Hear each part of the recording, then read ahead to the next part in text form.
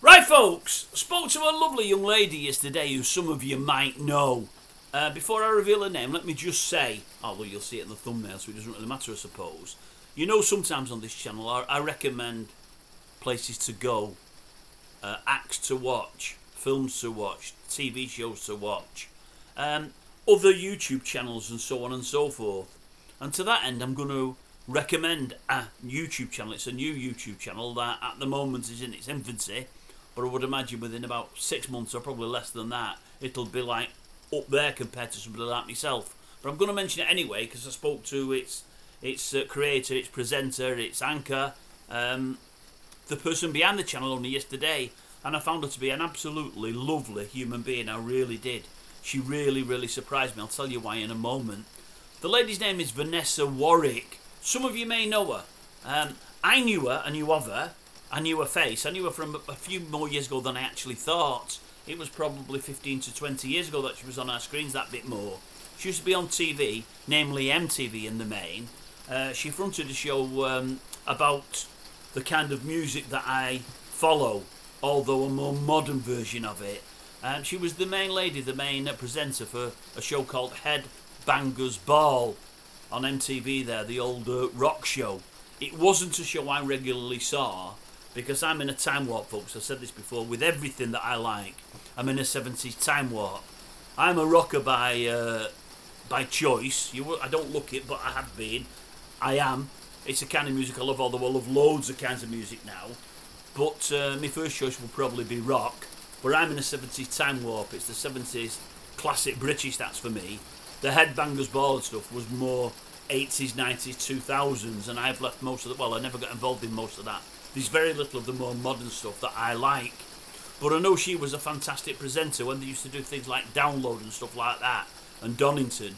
She'd often present there, I think, and if it was the bands from the 70s that I liked, I'd look at them and I'd hear her interview. She's brilliant. She did a brilliant interviewer. Anyway, she set up a new channel in the last few weeks now, and it was on my YouTube feed yesterday. I'll give you the name of the channel. The bins will have come on for this because of my age. It's called Trust in Rock. If any of you out there like rock music, honestly, tune in and subscribe to it. I think it'll be a blast. I've subscribed and I've also done the old notifications.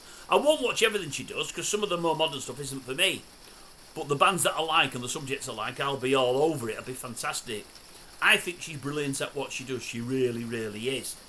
But the reason I'm mentioning this as much as anything else is, and the reason I say she's fantastic is, she did a little interview that about a week ago that only came on my feed yesterday with a guy called Scott Gorham. Many of you may know him, many of you may not. The mainstay of Thin Lizzy, probably longest serving member in the band, I would suggest. Dual lead guitarist, all round great guy, lovely fellow by all accounts, American but lived over here for many a year. And she did a quick interview. I only seen a 2.5 minute snatch of it and really enjoyed it. And it's funny, over the last 8 or 10 months, Scott Gorham is a fellow I've been trying to get hold of. I've got one of my many schemes in here that I think will be brilliant and an earner possibly for me down the line and for somebody else. In this instance, Mr. Gorham. Can't get hold of him for love nor money. And when you try to get hold of somebody that's sort of well known, somebody that's like a media personality, you can't get hold of them anyway. You have to deal with management and with this and with that and with the other. I'll be dead honest with you. I tried about a year, 18 months ago when the channel first started.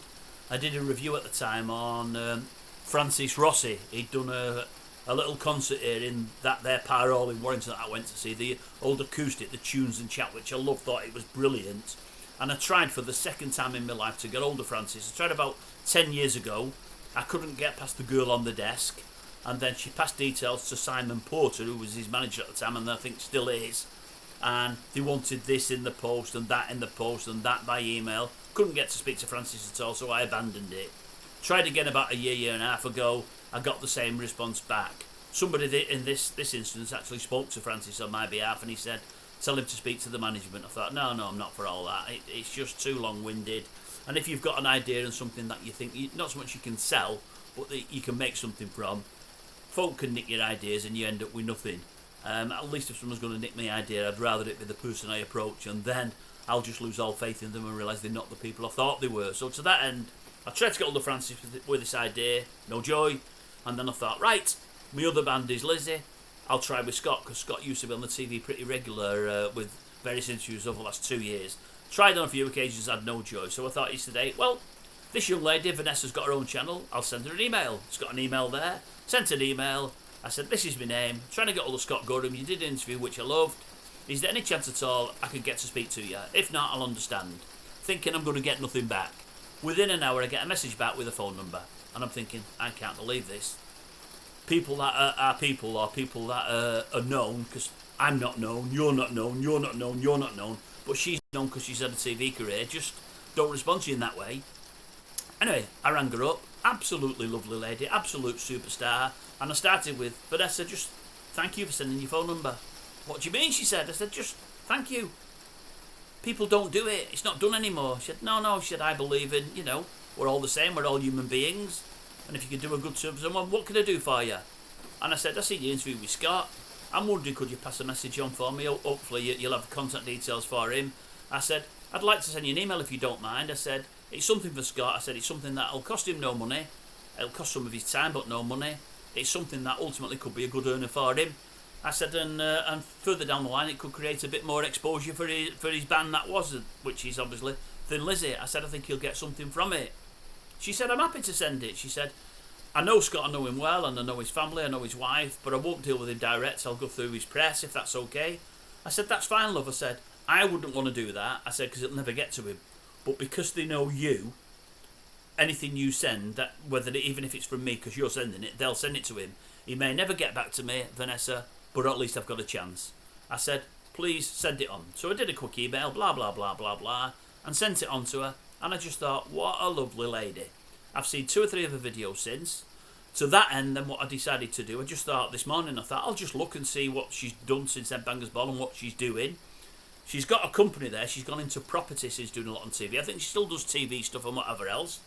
And it's called Property Tribes. I'm only giving you that, folks, because I just think she's a wonderful, wonderful human being, just to have been for giving me a minute of a time, because folk don't. And I've looked at it and researched it. I mean, and it's a huge thing. It's a help and advice centre for property landlords to get them through the mire of red tape and to help them along the way with any issues they may have.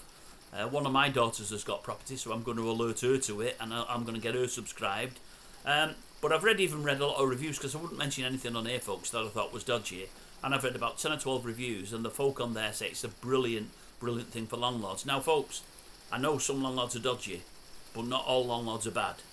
And many landlords suffer from having really, really, really bad tenants and suffer with bureaucracy and red tape. This company helps you get through all of that, I believe, with different advice lines and whatever else, and I believe it's all free, which is brilliant. And her and her husband are behind it. Turns out she's not quite as old as myself, so I think we're watching slightly different music. I think she knows the 70s stuff like me, but I stayed entrenched there, and I think she's moved on. I'm not one for moving on, folks. No, I'm an old curmudgeon. That is the word, did it come? Where did I get that from? I've never said that before on this channel. I probably never will again. I'll give you another one. Cumberband. I don't know where I got that from, but another weird name, and began with C, so I thought I'd give you that. Cumberband, curmudgeon. You'll never hear them again on here. Never hear them. If you do, pull me up on it. I'll tell you what, you'd have to be an avid watcher to hear for them again, I'll tell you. So, Vanessa, a channel Trust in Rock. It's Vanessa Warwick, ex of Headbangers Ball. I was more Tommy Vance, Friday Rock Show. That was me, Friday Rock Show. I was entrenched in that. It was 70s and stuff, and that's just me. That's me. Late 60s, early 70s, late 70s, very early 80s. Then he had a cut-off point. I didn't mind the first Guns N' Roses hit. When Sweet Child of Mine come out, I thought, oh my God, what is this? And there's a song by a company called Buck Cherry called Lit Up that I absolutely loved. I seen it on a late night rock show. I don't think Tommy was doing it at the time. Tommy might have even died, and I thought, this is amazing. Don't know anything about them, never seen them since, but I absolutely loved it. Other than that, 70s, I just can't walk away from it, folks.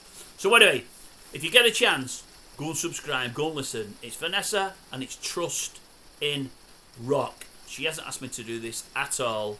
I'm doing it because I want to. I think it's a good channel. I'd like you to support it if you like rock music. I think you'll get something out of it. She's got contacts with like everybody in rock music, so I think you'll get some really, really good content on there further down the line. I did the odd thing to do with rock music and stuff, but it's just me talking about bands I've seen and people that I like. Hers will be properly professional and all polished up and know it be the business. And not like anything I do, folks. who's up with the business. Don't worry about that. Anyway, lovely young lady. I can't speak highly enough of her. And I do hope her channel absolutely thrives. I'm sure it will. I'm sure it will. It can't fail. She's too nice a person to fail.